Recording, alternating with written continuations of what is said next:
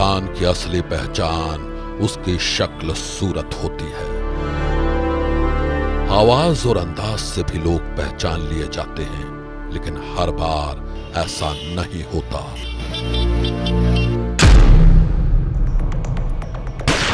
एक लड़की का ब्रूटल मर्डर किया गया। हत्यारा सबके सामने था, फिर भी उसे कोई पहचान नहीं पाया। सनसनी के इस खास एपिसोड में आज हम आपको दिखाने जा रहे हैं एक लड़की के मर्डर केस का इन्वेस्टिगेशन। इस केस में एविडेंस कई थे, लेकिन केस का टर्निंग पॉइंट साबित हुआ लड़की की हैंडराइटिंग। ऑपरेशन 007।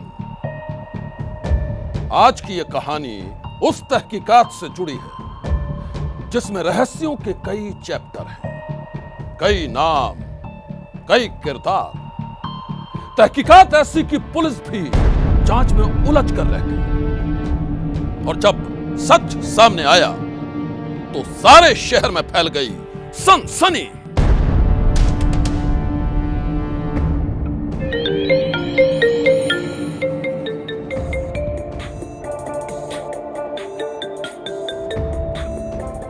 हेलो। हेलो, मैं नहीं मिल सकती, बिजी हूँ। तुम्हारे बहानों से ना मैं बहुत परेशान हो चुका हूँ। बहुत ज़रूरी बात करनी है तुमसे। फाइन, कल हम वहीं मिलेंगे जहाँ मिला करते।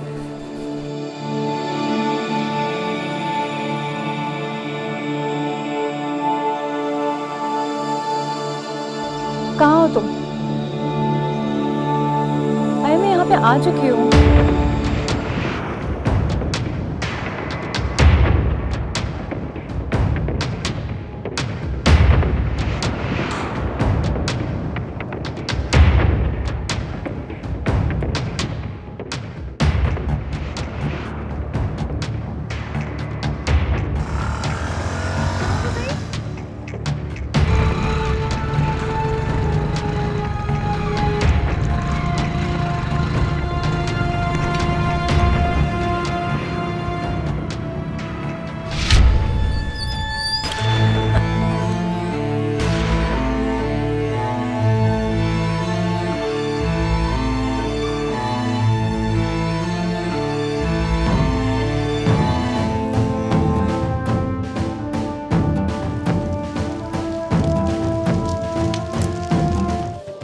हत्या से पहले कागज पर जो कुछ लिखा था हकीकत वो नहीं थी। सच्चाई तो स्याही की लिखावट में दर्ज थी, जिसके सामने आने के बाद पूरा केस ही पलट गया।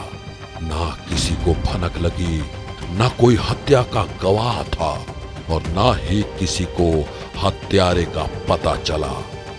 उस लड़की को गोली मारी गई थी, फिर उसकी बॉडी को जलाया गया। दुश्मन कोई ऐसा था जो उस लड़की का नामो निशान मिटा देना चाहता था।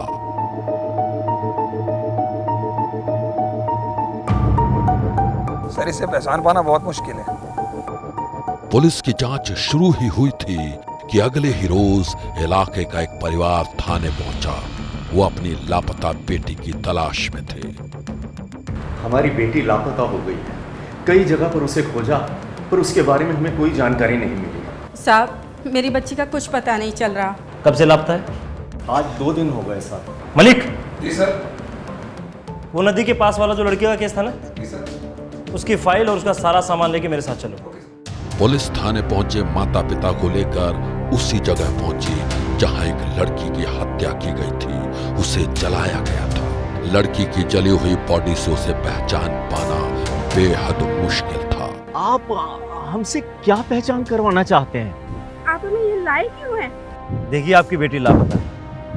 आपने कंप्लेंट भी की थी, और कल हमें इसी जगह पर एक लड़की की बॉडी भी मिली जिसका मर्डर हुआ। तो बस यही दिखाना था आपको। इसी जगह से हमें एक ब्रेसलेट और एक अंगूठी भी मिली। बस वही दिखाने हैं आपको, ताकि आप उनकी पहचान कर सकें या बता सकें कहीं वो आपकी बेटी की तो नहीं।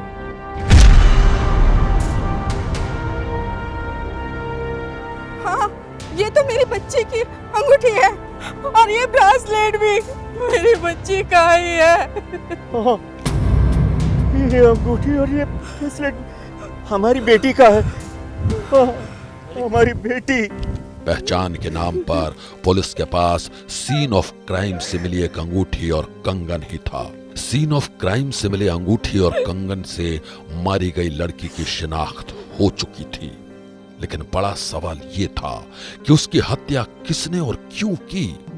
जांच शुरू हुई तो सबसे पहले लड़की के फोन कॉल की डिटेल की छानबीन शुरू हुई। यह पता किया जाने लगा कि हत्या से पहले उसकी कब और किससे बात हुई थी। दरअसल ऐसे कॉल डिटेल्स जांच में बेहद मददगार साबित होते हैं और कई बार फोन कॉल से केस खुल भी जाता है, लेकिन इस केस में क्या ऐसा हो पाया? सर ये देखिए, ये विक्की का ही नंबर है। लगातार कई दिनों से बात हो रही थी। पहले हुई 22 सेकेंड, फिर 30 सेकेंड और उसके बाद 5 मिनट। इस नंबर पे तो काफ़ी बात हुई है इस लड़की की। और सर उस दिन लगातार बार बार फोन आ रहे थे। विक्की, लड़की की हत्या से पहले आखिरी बार इसने ही फोन पर उससे बात की थी। विक्की पर शक और पुख्ता हो गया जब पुलिस छानबीन के लिए लड़की के घर पहुंची। पुलिस को लड़की के कमरे से एक चिट्ठी मिली। सर देखिए सर, ये नोट मिला हुआ। इसमें तो किसी लड़के का जिक्र है। जी सर। वो लड़का उस लड़की को बार बार परेशान करता था। तो फिर हो सकता है सर कि उस लड़के ने इस लड़की को मारा। कॉल डिटेल्स में जिस लड़के का नंबर आया है, हो सकता है उस लड़के ने ही लड़की को मारा। लड़की की चिट्ठी और उसके आखिरी फोन कॉल से यही जाहिर हो रहा था कि हत्या का कनेक्शन विक्की से है। करीब 27-28 साल का विक्की इलाके में ही रहता था। पुलिस ने उसे हिरासत में ले लिया। तूने क्या किया और क्या नहीं किया ये बाद में पता चलेगा, लेकिन अभी तू सही जगह पे है। मलिक, इसका हिसाब किताब ठीक से करना। मर्डर केस की यह तहकीकात अब एक ऐसे मोड़ पर पहुंच चुकी थी जिसमें विक्की ही सबसे बड़ा सस्पेक्ट था। कॉल डिटेल और लड़की के कमरे से मिली चिट्ठी से जाहिर था कि विक्की का उसकी हत्या से कनेक्शन है, लेकिन यह किसी नतीजे पर पहुंचने के लिए काफी नहीं था। मामले की तह तक जाने के लिए जांचकर्ताओं ने विक्की के बारे में जानकारी जुटाना शुरू कर दी। जांच में यह बात सामने आई कि विक्की और लड़की के बीच प्रेम संबंध था। लड़की की हत्या से पहले विक्की ने ही उसे आखिरी कॉल किया था। और बड़ी बात यह है कि हत्या के वक्त लड़की और विक्की के फोन की लोकेशन भी कुछ देर के लिए एक ही इलाके में थी। ये देखिए सर, जिस वक्त लड़की इस लोकेशन में थी उसी वक्त वो लड़का भी उसी लोकेशन में था, और वो भी कुछ देर के लिए। और सर थोड़ी देर बाद ही लड़की और लड़के की लोकेशन दोनों अलग अलग है। अगर लड़के ने लड़की की हत्या की थी तो फिर लड़की का फ़ोन लेकर कौन चल रहा था? कौन था वो? और फिर हत्या करने के बाद कहाँ चला गया? हमें कुछ और जानकारी हासिल करनी होगी। हमें फिर से सीन ऑफ क्राइम पर चलना होगा। ज़रा देखो और क्या पता चलता है। रहस्य की गुत्थियों को सुलझाने के लिए जांचकर्ताओं ने एक बार फिर क्राइम सीन को जांचना परखना शुरू किया। जिस जगह लड़की का शव मिला था वहां कुछ फिंगरप्रिंट और फुटप्रिंट दिखाई दिए। तमाम प्रिंट्स को लैब टेस्ट के लिए ले जाया गया। पुलिस की तहकीकात एक अंधेरे मोड़ पर पहुंच चुकी थी। जिस लड़के पर हत्या का शक था उसके खिलाफ कोई ऐसा पुख्ता एविडेंस नहीं था जिससे यह साबित किया जा सके कि हत्या उसने की है, यानी इन्वेस्टिगेशन अभी बाकी थी। और इस जांच की अगली कड़ी में अब बारी थी फॉरेंसिक विक्टिमोलॉजी की। फॉरेंसिक विक्टिमोलॉजी इन्वेस्टिगेशन की एक ऐसी तकनीक है जिसके जरिए केस के पीड़ित पक्ष से पूछताछ और जांच पड़ताल होती है ताकि उनके जरिए गुनहगार का पता लगाया जा सके। मर्डर के इस केस में भी जांचकर्ता अब यही करने जा रहे थे। देखिए, हम समझ सकते हैं कि बेटी को खोने के बाद आप पर क्या बीत रही है। हम गुनहगार को पकड़ने की पूरी कोशिश कर रहे हैं। बस आप हमारी मदद कीजिए। हमारे कुछ डाउट्स और क्वेश्चन हैं जिनका जवाब आपको देना होगा। जी हाँ, मैं अपनी बेटी के लिए कुछ भी कर सकता हूँ, एक बात बताइए, आपकी बेटी कब से परेशान थी? जी वो आपको कुछ बताया उसने? जी नहीं, उसने कुछ नहीं बताया। हमें तो उसकी चिट्ठी से पता चला जो आपके पास है। उसमें लिखा भी है कि वो परेशान है। आपकी बेटी जब गायब हुई थी, आपको तब भी किसी पर शक नहीं हुआ? जी मैं किस पर शक करता? आप विकी को जानते हैं? जी नहीं। लेकिन विकी कह रहा है कि वो आपको जानता है। मतलब वो जो कहे उस पर आपको यकीन है और मेरी बातों पर आपको बिल्कुल भरोसा नहीं? आप इतना गुस्सा क्यों कर रहे हैं? अब गुस्सा ना करूं तो क्या करूं? वो विक्की मेरी बेटी का हत्यारा है। बेटी ने जो चिट्ठी लिखी है उसमें लिखा भी है, उस पर तो आपको यकीन नहीं। आपको विक्की लड़का कैसा लगता था? मैं जब उसे जानता ही नहीं था तो मैं कैसे कह दूं कि वो कैसा लगता था? आपके अपनी बेटी के साथ कैसे ताल्लुकात थे? मेरे ताल्लुकात बेटी के साथ बिल्कुल ठीक थे। ठीक है, आप अभी जा सकते हैं। दोबारा ज़रूरत होगी तो आपको बुला लें। फॉरेंसिक विक्टिमोलॉजी में जांचकर्ता ने लड़की के पिता से कई तरह के सवाल किए और फिर पूछताछ के बाद उन्हें जो जानकारी मिली उसने मामले के रहस्य को सुलझाने के बजाय और भी उलझा दिया। सर, आपको नहीं लगता उनके बिहेवियर से कि वो झूठ बोल रहे थे? वो तो साफ दिख रहा है। अब चिट्ठी ये राज खोलेगी। सर, मुझे लगता है हम सच के बहुत नजदीक होते जा रहे हैं। एकदम सही कहा। मामला सुलझने की बजाय और भी उलझता जा रहा था। जिस फॉरेंसिक विक्टिमोलॉजी से पुलिस को कोई सुराग मिलने की उम्मीद थी, उसके नतीजों ने पूरी जांच का रुख ही मोड़ दिया। अब इन्वेस्टिगेशन के दायरे में वो परिवार भी आ गया जिनकी बेटी की हत्या हुई थी। जांचकर्ता एक बार फिर छानबीन के लिए लड़की के घर पहुंचे। मर्डर केस की यह तहकीकात जैसे जैसे आगे बढ़ रही थी, रहस्य भी बढ़ता जा रहा था और फिर किसी सुराग की तलाश में जांचकर्ता लड़की के कमरे और अलमारी में रखी उसकी सारी डायरी, कॉपी और पेन को लैब में लेकर आ गए। यहां से अब एक खास तरह की छानबीन शुरू होने वाली थी। ये चिट्ठी जी सर। लड़की के कमरे से मिली थी और इसके बारे में बताया गया है कि इसे लड़की ने ही लिखा था। Yes sir. और लड़की ने चिट्ठी में यह भी लिखा है कि उसे विक्की नाम के लड़के से काफी परेशानी थी। मतलब ये कि हमें पहले चेक करना होगा कि इस चिट्ठी की राइटिंग और लड़की की हैंडराइटिंग सेम है कि नहीं, तभी हम जांच में आगे बढ़ सकेंगे।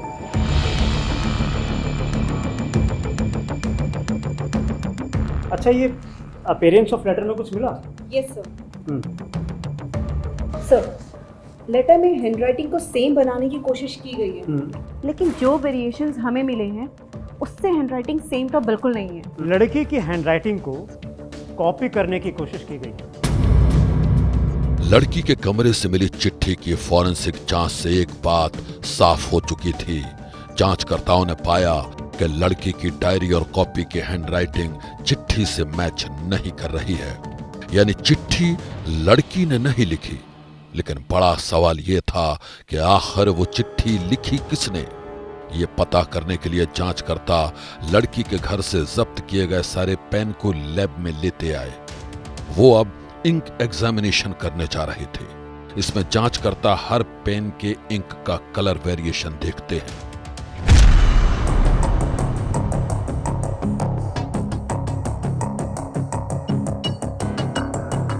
सर, ये देखिए, लड़की के पास से जितने भी पेन बरामद हुए हैं उसमें से किसी की भी इंक मैच नहीं कर रही है।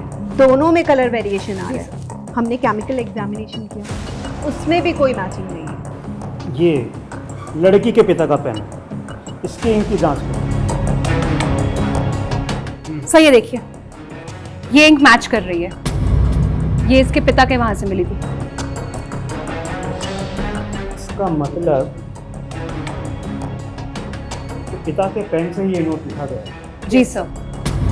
फॉरेंसिक जांच से यह बात साफ हो गई थी कि लड़की की चिट्ठी की नकल की गई है और यह नकल लड़की की पिता की कलम से की गई। लेकिन इसके आधार पर यह नहीं कहा जा सकता था कि चिट्ठी लड़की के पिता ने लिखी। ऐसे में यह पता करने के लिए अब जांचकर्ताओं ने उस पेपर की जांच करने का फैसला किया जिस पर चिट्ठी लिखी गई थी। जिस पन्ने पर चिट्ठी लिखी मिली थी, कागज का वो पन्ना कहां से आया, ये पता करने के लिए जांचकर्ताओं ने कागज पर लिखी गई लड़की की चिट्ठी का पेपर एनालिसिस शुरू किया। सर, मुझे लगता है कि इस पेपर का जीएसएम और फाइबर की एनालिसिस करनी चाहिए। बिल्कुल सर। इस पेपर से लड़की के घर मिले हर पेपर और डायरी से जांच करो, ठीक है? उसका जीएसएम के साथ साथ मेक और फाइबर का भी एनालाइज करो। लड़की ने जिस पेपर पर नोट लिखा था, जांचकर्ताओं को उसके हर पैरामीटर मिल चुके थे। अब इसे घर से मिली हर डायरी, हर कॉपी के पेपर से मैच करवाया जाना था। इसके लिए सर्जिकल लाइट और स्टैंड मैग्नीफायर से मैचिंग की प्रक्रिया शुरू की गई। इस डायरी के पेज के फाइबर इस पेज के फाइबर से मैच कर रहे हैं। एक सवाल ये भी खड़ा हो सकता है कि इस डायरी के जैसी बाजार में ना जाने कितनी डायरियां होंगी। हो सकता है विक्टिम ने किसी और डायरी का पेज लिया हो। और जो इस पेज का डायमेंशन है, एग्जैक्टली इस नोट का भी वही डायमेंशन है। मतलब ये कि पिता की भूमिका कहीं ना कहीं संदिग्ध है। तस्वीर धीरे धीरे साफ होती जा रही थी। यह बात साबित हो रही थी कि जिस चिट्ठी को लड़की का लिखा बताया गया, उस चिट्ठी में इस्तेमाल कागज और कलम लड़की के पिता के थे। यानी अब सीधा शक पिता पर ही था। यह शक अब एक और हैंडराइटिंग एग्जामिनेशन से दूर होने वाला था। चिट्ठी की लिखावट लड़की के पिता की है या नहीं, ये पता करने के लिए जांचकर्ताओं ने पिता की हैंडराइटिंग और चिट्ठी की हैंडराइटिंग मैच करवाने की प्रक्रिया शुरू की। ये जानने की कोशिश की जा रही थी कि पेन का पेपर पर कितना प्रेशर रहा होगा। पेन का मूवमेंट कलाई से हो रहा है या उंगलियों से, और पिता और बेटी के राइटिंग पैरामीटर्स क्या थे, इन सारी चीजों का मिलान किया जाना बाकी था। हैंडराइटिंग को सेम बनाने की कोशिश की गई है, लेकिन जो वेरिएशंस हमें मिले हैं उससे हैंडराइटिंग सेम तो बिल्कुल नहीं है। सर मैं आपको समझाती हूँ। ये लड़की का लेटर है। अगर मैं इसको जूम करूँ तो देखिए सर, काफ़ी इरेगुलर पैटर्न है। जैसे कि अगर हम टंग को ही देख लें तो जो त वर्ड लिखा है, इसके काफ़ी कर्व जो है बहुत इरेगुलर है और काफ़ी स्ट्रोक्स हैं उसके बीच में। जब हम नॉर्मली लिखते हैं तो ऐसे नहीं लिखते। और अगर आप ग को देखें, यहाँ पे प्रेशर रिलीज किया गया है अननेसेसरीली। ऐसा हम कभी नहीं लिखते हैं नॉर्मल लाइफ में। ये देखिए सर, यहाँ पे इंक रिलीज हुई है, ऊ के स्टार्टिंग में भी और ऊ के एंड में भी। यहाँ पे इरेगुलर है, यहाँ पे कर्व अननेसेसरी बना है जो नॉर्मली नहीं बनता है। अगर आप और वर्ड्स को देखें सर, अगर मैं इसको जूम कर दूँ, त पे देखिए आप, देख रहे हैं सर, यहाँ पे फिर से इंक रिलीज हुई है। अगर आप ऐसे नॉर्मली लिखेंगे तो सीधा फ्लो रहेगा, वो एक कांस्टेंट फ्लो रहेगा, इतना इरेगुलर फ्लो कभी भी नहीं रहेगा। ये देखिए सर, ये कुछ सैम्पल्स हैं जो हमने उसकी डायरी से कलेक्ट किए हैं, जिसमें कि हैंडराइटिंग सेम मैच हो रही है। इसमें आप पैटर्न्स देखिए, कर्व्स देखिए जो कि सेम हैं, और हमने बाकी सैम्पल्स भी जो उनकी क्लास कैरेक्टरिस्टिक्स थी उनके हैंडराइटिंग की, वो भी सारे मैच हो रहे हैं लड़की के पिता से। पेन के इंक, पेपर और हैंडराइटिंग की फॉरेंसिक जांच से ये बात शीशे की तरह साफ हो गई कि जिस चिट्ठी को लड़की का लिखा बताया जा रहा था, वो चिट्ठी दरअसल लड़की के पिता ने लिखी थी। इस जांच के आधार पर अब लड़की के हत्या के केस में उसके पिता ही फंस चुके थे। इन्वेस्टिगेशन को आगे बढ़ाया गया तो ये पता चला कि जिस जगह लड़की की हत्या हुई, वहां मिले फुटप्रिंट लड़की के पिता और उसके भाई से मैच कर रहे हैं। सर ये देखिए, लोकेशन ये बताता है कि घटना के वक्त लड़की और उसका बॉयफ्रेंड जरूर मिले थे, लेकिन इसमें भी एक ट्विस्ट है सर। घटना के वक्त लड़का एक दूसरे लोकेशन पे था और उसका मोबाइल फोन भी ऑन था। और लोकेशन ये भी बताता है सर कि लड़की के बॉयफ्रेंड के जाने के बाद उस लोकेशन पर उसका भाई और पिता भी आए थे, और तब से लड़की का फोन बंद है। मामले के रहस्य से पर्दा उठता जा रहा था। पुख्ता सबूत जुटाने के लिए जांचकर्ताओं ने अब पता करना शुरू किया कि घटना वाले दिन लड़की के पिता और भाई के फोन कॉल लोकेशन कहां के थे। इस जांच में पता चला कि घटना वाले दिन लड़की और उसका बॉयफ्रेंड कुछ देर के लिए एक खास जगह पर मिले थे। इसके बाद उसी जगह पर लड़की के भाई और पिता आए। सारे फॉरेंसिक एविडेंस से यह जाहिर हो रहा था कि लड़की की हत्या में उसके पिता का सबसे बड़ा रोल है, लेकिन ये अब भी पता नहीं चल रहा था कि लड़की की हत्या को किसने अंजाम दिया। पूछताछ के लिए पुलिस ने लड़की के पिता को गिरफ्तार कर लिया। लंबे इंटरोगेशन के बाद पता चला कि बेटी की हत्या का पूरा प्लान उसके पिता ने ही तैयार किया था। तो आपने खुद अपनी बेटी की हत्या की है? नहीं, मेरे साथ मेरा बेटा भी था। अच्छा, मतलब बाप बेटे दोनों ने? हाँ हाँ, लेकिन क्यों? क्यों का जवाब मेरे पास नहीं है।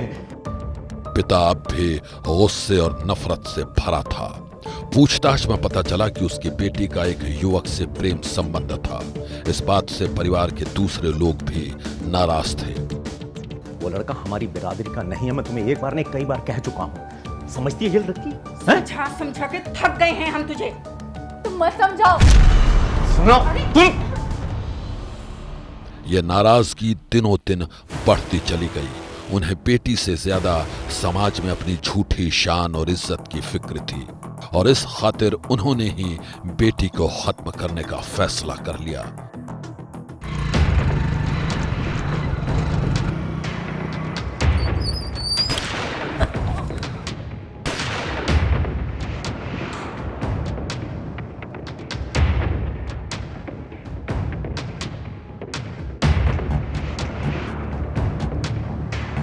साजिश पिता ने रची और उसमें बेटा भी शामिल था और उस साजिश के साथ ही खत्म हो गई प्यार के सपने बुन रही एक लड़की की जिंदगी। प्यार करना कोई जुर्म नहीं है और ऐसे में जो लोग जाति या धर्म के नाम पर प्यार में डूबे दिलों पर कहर बरपाते हैं, अपनी झूठी शान के लिए उनकी जान ले लेते हैं, वो सबसे बड़े गुनहगार हैं। आज की सनसनी में बस इतना ही। आप रहिएगा होशियार। सन्नाटे को चीरती सनसनी कल फिर देगी दस्तक आपकी दहलीज पर।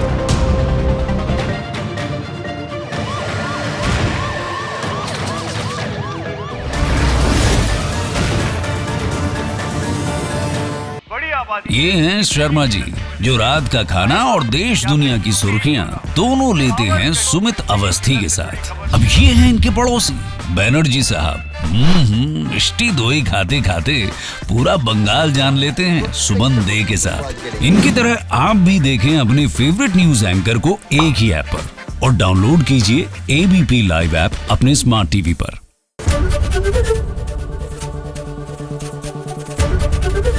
एबीपी न्यूज आपको रखे आगे।